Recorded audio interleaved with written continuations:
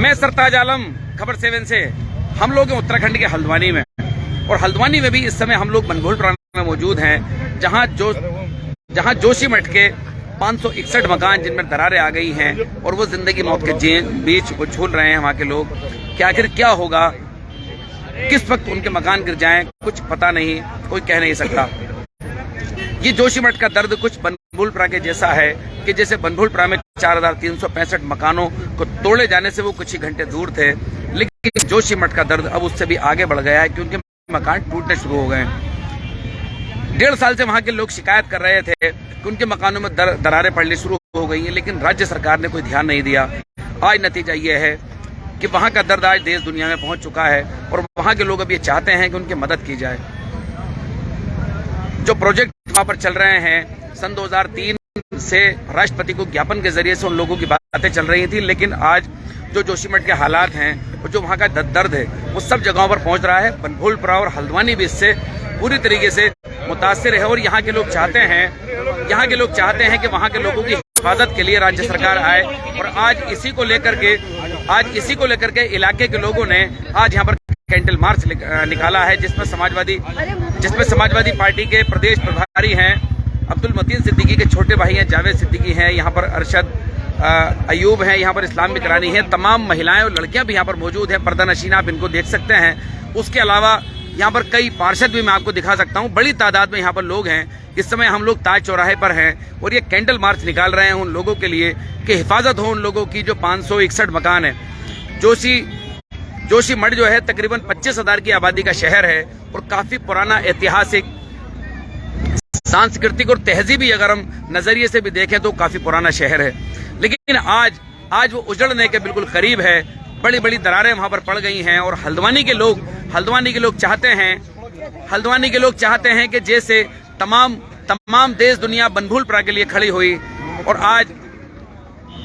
आज जोशीमठ भी उसी से गुजर रहे हैं। और जोशीमठ बिल्कुल कगार पर खड़ा है कि किस समय वो सारे मकान गिर जाएं, जमींदोज हो जाएं, उनमें रहने वालों का क्या होगा। बड़ी आबादी ऐसी है जो कि आर्थिक तौर पर भी बहुत अच्छा, उन लोगों का जो नजरियात हैं वो कोई बहुत अच्छे नहीं हैं। कुछ ही लोग हैं जो कि वहां पर फौज में या और तरह के जो जॉब्स करते हैं, उन लोगों ने तो खाली करना शुरू कर दिया, लेकिन गरीब कहाँ जाए, बड़ा सवाल ये है। तो यहाँ पर मेरे कुछ बनभूलपुरा के दर्द के जैसा ही है जोशीमठ का दर्द। जिस तरह बनभूलपुरा में जो मकानों का मामला था उसको लेकर तमाम देश दुनिया के लोगों के साथ खड़ा है।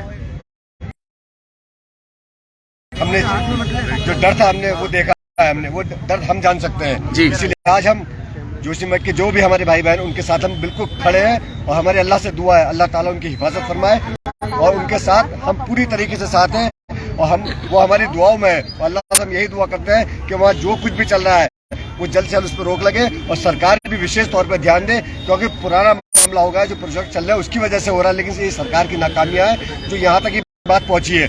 हमारा सरकार से अनुरोध है सरकार खास तौर से वहाँ पर ध्यान दे और किसी तरह का कोई नुकसान न हो।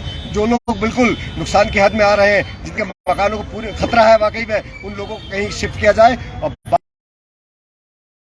मामला कुछ सुकून तरीके से निपट जाए, किसी तरह का कोई जानी माली नुकसान ना पहुंचे किसी को। ठीक है, बहुत बहुत शुक्रिया मेरे साथ बात करने के लिए। यहाँ पर मेरे साथ कुछ महिलाएं भी हैं, मैं उनसे बात करूंगा। यहाँ पर मेरे साथ कुछ और लोग भी हैं, मैं उनसे बात करूंगा। क्या नाम लिखते हैं अपना? जहां आ रहा। कुछ हल्द्वानी के दर्द जैसा ही है जोशीमठ का भी दर्द। 561 मकान, वहां पर बड़ी बड़ी दरारें, रोडें धंस गई हैं और वहां के जो लोग हैं वो जिंदगी मौत के बीच जूझ रहे हैं।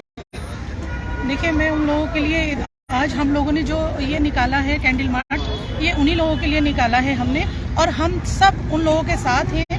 हमारी उनके लिए यही दुआ रहेगी, क्योंकि हम जानते हैं, जैसा कि अभी मेरे भाई ने कहा, जावेद भाई ने ये बात कही कि छत का दर्द क्या होता है जाने का, वो हम समझ सकते हैं, क्योंकि अभी हम पर भी बीत रही थी, तो हम जानते हैं कि घर का तकलीफ क्या होती है। तो हम ये गवर्नमेंट से ये कहना चाहेंगे, सरकार से ये कहना चाहेंगे कि उनके हक में कुछ फैसला लें और जल्द से जल्द लें, ताकि उनकी हिफाजत हो सके और हम सब बहन भाइयों की दुआएं उनके साथ हैं। 1.5 साल से वहाँ लोग परेशान थे क्योंकि दरारें आनी शुरू हो गई थी। वहाँ के जो एसडीएम हैं, एसडीएम ऑफिस में भी दरार आ चुकी थी। अपने सरकार के जो अधिकारी हैं उनकी भी सरकार ने नहीं सुनी। किस तरह की संवेदना है कि अपने लोग ही मर रहे हैं और सरकारें जो है इस पर ध्यान नहीं देती हैं। तो ये मैं एक मैसेज देना चाहूंगी अपनी गवर्नमेंट को कि जब भी मतलब अब तक वो आंख नहीं खोलेगी तो कब खोलेगी, मतलब कब खोलेगी, जब दुनिया तबाह हो जाएगी। सरकार किस चीज से बनती है? अरे सरकार भी तो जनता से ही बनती है। जब जनता ही नहीं रहेगी तो सरकार कैसी? मेरा ये उनसे तहे दिल से थोड़ा सा मतलब कहना चाहिए अनुरोध करती हूँ कि प्लीज इस पर ध्यान दें और देखें इसको कि क्या हो रहा है। मैं उन लोगों के लिए यही कहना चाहूंगी। जब उत्तराखंड उत्तर प्रदेश एक था तो इलाहाबाद और लखनऊ बहुत दूर हो जाया करता था।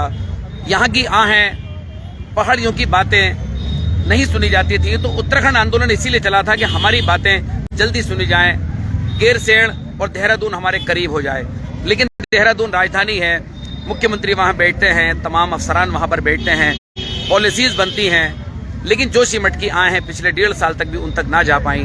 तो ऐसा लगता है कि देहरादून लखनऊ से भी दूर हो गया। तो मेरे साथ यहाँ पर कुछ और लोग भी हैं, मैं उनसे बात करूंगा। अरशद अयूब मेरे साथ हैं। अरशद अयूब, क्या बनभूलपुरा के दर्द जैसा ही है जोशीमठ का भी दर्द?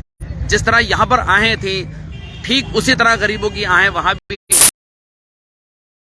देखिए, यहाँ से भी ज्यादा वहाँ का दर्द, बच्चे, औरतें और हर लोग वहाँ पे परेशान है। हमारा सरकार से यही कहना है, चाहे इनके पास कितनी भी सरकारी रिपोर्ट आ जाए, क्या कोई भी विभाग ने रिपोर्ट दे दे, ये अपनी तानाशाही चला रहे हैं। अगर ये जनता की तरफ को बिल्कुल नहीं देख रहे हैं, ये आंख बंद करके बैठे हुए। और बनभूलपुरा के लोग भी पूरी तरीके से उनके साथ खड़े हैं, तन मन धन, और मस्जिदों में भी दुआएं कर रहे हैं। अच्छा, मस्जिदों में दुआएं हो रही हैं? मस्जिदों में भी दुआएं हो रही हैं और हमारी महिलाएं भी घर घर दुआएं कर रही हैं। जैसा हमारा हाल था उससे ज्यादा हम उन लोगों के लिए दुआएं कर रहे हैं। और हल्द्वानी के लोग किसी भी तरीके से उनके लिए हर तरीके से उनके साथ खड़े रहेंगे, कहीं भी पीछे नहीं रहेंगे। और इंशाअल्लाह अल्लाह ताला उनके हक में बहुत बेहतर करेगा। हमें अल्लाह की जात से ये उम्मीद है। अल्लाह की जात से उम्मीद है। क्या नाम लिखते हैं बच्चों अपना? मुंतहा। कौन सी क्लास में पढ़ती हैं? अच्छा, 9th में पढ़ती हैं। मैंने देखा कि जिस तरह कैंडल मार्च यहाँ पर निकल रहा था, आज स्टूडेंट जो हैं वो जोशीमठ के लिए निकले हैं बनभूलपुरा के, क्या कहना है? इंशाल्लाह हम सब लोग ऐसे ही निकलेंगे। हमारी दुनिया जो है ना, हिंदुस्तान एक परिवार है, बोलते हैं ना, हिंदू मुस्लिम सिख ईसाई सब है भाई भाई। क्यों? क्योंकि यहाँ पे एकता है। मुसलमानों हिंदू हम सबके साथ वैसे ही खड़े रहेंगे। और उनका दर्द हमसे कहीं ज्यादा है। हमारे तो टूटने की कगार पे थे, उनके बेचारों के टूट रहे हैं, उनके घरों में दरारें आ रही हैं। मैं न्यूज पे देख रही हूँ काफी कि उनके घरों में बहुत दरारें आ रही हैं, उनको इतनी दिक्कत हो रही है बहुत। हमारी सरकार को अब आंखें खोल लेनी चाहिए मेरे हिसाब से। तो आंखें खोल लेनी चाहिए। नहीं खोलेंगे तो वो कब खोलेंगे? अगर जब लोग मरने लगेंगे वो तब खोलेंगे, जब वो लोग बेचारे डूबेंगे वो लोग तब खोलेंगे, जब उनके घर दहेंगे तब। बुजुर्गवार भी मेरे साथ हैं, बच्चे हैं तो बुजुर्गवार भी हैं। देखिए, मोमबत्ती लेकर निकले हैं। क्या क्या नाम लिखते हैं अपना? मेरा नाम तो मैसर है। मैसर, कितनी उम्र है आपकी? मेरे ख्याल से 50। देखो, 50 साल की मैसर हैं, लेकिन जोशीमठ के लिए मोमबत्ती लेकर सड़क पर निकली हैं। क्या कहना है? ये कहना है कि अल्लाह पाक परवरदिगार उन्हें शिफा दे और अल्लाह ताला उन्हें जैसे हमारे यहाँ हल्द्वानी में हो रहा था, ऐसे ही अल्लाह ताला उससे ज्यादा मतलब यहाँ उन्हें आराम दे। आराम दे, बिल्कुल, बेशक। चलिए, बहुत बहुत शुक्रिया। तो आप ये देखेंगे कि कई और लोग हैं मेरे साथ, कई और लोग हैं मेरे साथ यहाँ पर खड़े हैं। मैं उनसे बात करूंगा। क्या नाम है आपका? जी, रोशन खान। रोशन? रोशन खान। रोशन खान, क्या करती हैं आप? मैं कुछ नहीं कर रही हूँ, ब्यूटिशियन का। अच्छा, ब्यूटिशियन का कोर्स कर रहे हैं। तो आज ये मोमबत्ती आपके हाथ में है और कैंडल मार्च निकला है लाइन नंबर 17 से और ताज चौराहे तक भी। क्या कहना है जोशीमठ के वाले मामले में? सरकार का फेलियर साफ दिखाई देता है, क्योंकि 1.5 साल से उन्होंने कोई ध्यान नहीं दिया। जैसे कि मेरी बहन ने कहा, मेरे भाई ने बोला है कि इस तकलीफ से हम गुजर चुके हैं। जो हमारे साथ हुआ है उससे कहीं ज्यादा उनके साथ हो रहा है, वो हमसे ज्यादा तकलीफ में है। तो बस हम उनके लिए दुआ करना चाहते हैं और सरकार से बस मेरा एक ही मैसेज है कि उनकी हेल्प करें, उन लोगों को कहीं वहाँ पे उनका जो भी है उनके लिए जो भी करना है वो करे और उनका घर का बंदोबस्त करे, उसके बाद वो चीज़ को ठीक कराए। बस मेरा इतना मैसेज। कहते हैं गरीब का कोई मजहब नहीं होता, सेम बनभुलपुरा वालों की तरह भी जोशीमठ के लोगों का हाल है। मेरे साथ यहाँ पर इस्लामिक रानी है, मैं उनसे बात करूंगा। इस्लामिक रानी, हमने देखा इलाके में बड़ी दिक्कतें थी तो लोग सड़कों पर निकल जाया करते थे, आज जोशीमठ के लिए हल्द्वानी के लोग निकले हैं। जी सरताज भाई, जैसा कि 1.5 साल से वहाँ के लोग सरकार ने अपने आंखों पे पट्टी बांध रखी थी। जैसे हल्द्वानी के अंदर ये 50,000 की तैयारी हो गई थी और सरकार बिल्कुल चुप थी, कुछ बोलने को तैयार नहीं थी। ना हाई कोर्ट के अंदर, ना सुप्रीम कोर्ट के अंदर, और ना ही उन्होंने यहाँ पर आके कुछ कहा। इंशाल्लाह हमें उम्मीद है वहाँ के लोगों की भी अल्लाह मदद करेगा और मस्जिदों से भी दुआ हो रही है। और आज हम इस तरीके से निकले हैं और इंशाल्लाह इसी तरीके से हम तन मन धन से मतलब आप भी चाहते हैं कि राज्य सरकार वहाँ के लोगों को पुनर्वास भी करे, क्योंकि घर टूट चुके हैं। बिल्कुल, वहाँ के लोगों के लिए पुनर्वास करना चाहिए, वहाँ के लोगों के लिए व्यवस्था करनी चाहिए, क्योंकि ठंड यहाँ से ज्यादा वहाँ ठंड है, उनकी व्यवस्था करनी चाहिए। मेरा तो यही कहना है कि राज्य सरकार को वहाँ, हम अपने उत्तराखंड के मुख्यमंत्री से कहना है कि वहाँ पे सेना उतारे और वहाँ पे उनकी व्यवस्था करे। हर तरीके से जो है राज्य सरकार को उनके साथ खड़ा होना चाहिए। इसी तरीके यही कहने के लिए आज हम जो है कैंडल मार्च हमने निकाला है। कैंडल मार्च निकाला। बंटी मेरे साथ हैं। बंटी, क्या कहना चाहेंगे? कुछ एक सही दर्द है, हल्द्वानी का भी एक सही दर्द है और जोशीमठ का भी। सरताज भाई, ये दर्द बहुत बड़ा है, बहुत बड़ा दर्द है। इस दर्द को हमने झेला है, हम रात भर जागे हैं, अपने मकानों के लिए दुआ करिए। हमें खाली ये खौफ था कि हमारे मकान जाने वाले हैं, तो हम रात पर सो नहीं पाए, लेकिन उनके मकान टूट रहे हैं। बिल्कुल बिल्कुल, कुछ लोगों के टूट चुके हैं। बिल्कुल, कुछ लोगों के मैंने रिकॉर्डिंग देखी है कि वहाँ एक बच्ची रो रही है, उसके माँ बाप ने बड़ी मुश्किल से कमाई करके अपना मकान बनाया है। हाँ। वो मकान भी टूट गया है। जैसे सरकार ने हमारी तरफ बिल्कुल भी नहीं देखा, लेकिन हम चाहते हैं कि उनकी तरफ जरूर देखें, क्योंकि हमारा दर्द उनसे बहुत ज्यादा है। हमारा दर्द इतना बड़ा नहीं था सरताज भाई, जितना बड़ा उनका दर्द है। उन्होंने बहुत मुश्किल से मकान बनाए हैं। सरकार को चाहिए उनकी जितनी हो सके मदद करे। हम लोग भी इकट्ठे हुए हैं उन लोगों के लिए, उनके लिए दुआ कर रहे हैं। मस्जिदों से दुआ हो रही है, नमाजों में दुआ हो रही है, और सब लोग यहाँ पर भी आके दुआ ही कर रहे हैं। और हम जिस लायक भी हैं, आधी रात को हर समय उनके लिए उपलब्ध हैं, जब चाहे हम उनके लिए तैयार हैं। ठीक है, बहुत बहुत शुक्रिया मेरे साथ बात करने के लिए। तो आप देखेंगे कि बनभुलपुरा के लोग तैयार हैं जोशीमठ के लोगों के लिए। तो आप ये देखेंगे इस अंदाज में कुछ लोगों ने हल्द्वानी के ताज चौराहे पर, हल्द्वानी के लोगों ने ताज चौराहे पर कैंडल मार्च निकाला।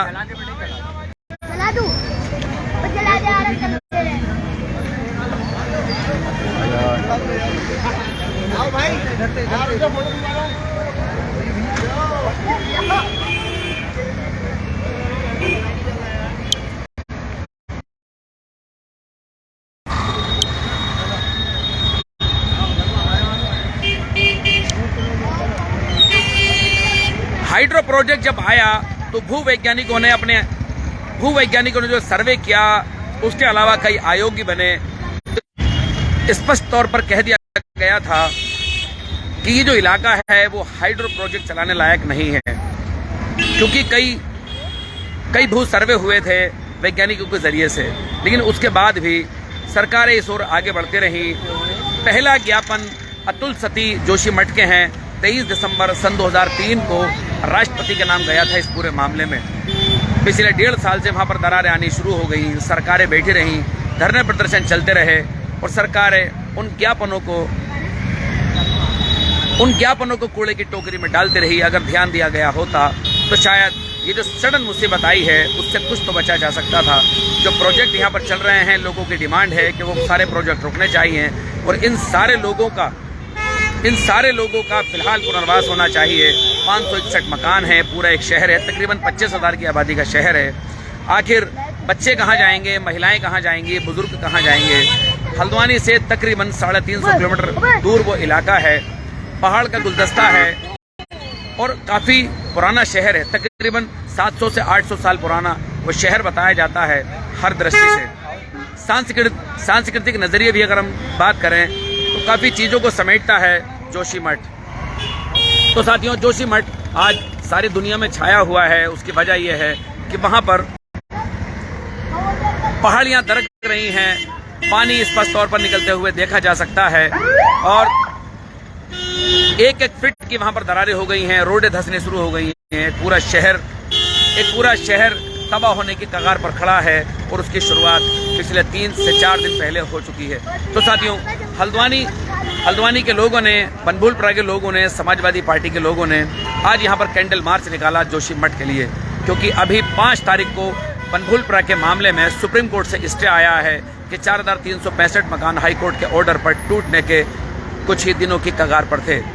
स्टे आया है तो कुछ खुशहाली आई है, लेकिन यहाँ के लोगों का दर्द अभी थमा नहीं है, क्योंकि लड़ाई अभी सुप्रीम कोर्ट में है। लेकिन यहाँ के लोगों का दर्द ही जोशीमठ के लोगों को जैसा है। यहाँ तो मकान टूटने की कगार पर थे, लेकिन वहाँ मकान टूटने लगे तो इनसे बढ़कर अब उनका दर्द हो गया है। तो बनभूलपुरा के लोग निकले हैं अपने घरों से उनके लिए। ये वो इलाका है कि जो सब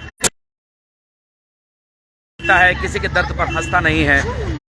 ये चुनौती और चैलेंज भी अब उन लोगों का है कि जो बनभूलपुरा के दर्द पर हंस रहे थे, लेकिन बनभूलपुरा के लोग हैं वो दर्द को दर्द ही समझते हैं, वो आंख को समझते हैं। कवरेज कैसे लगी बताना ना भूलें, जरूर करें। साथियों, मैं चलता हूं, मैं आपका दोस्त, आपका भाई, मैं सरताज आलम, खबर 7 हल्द्वानी।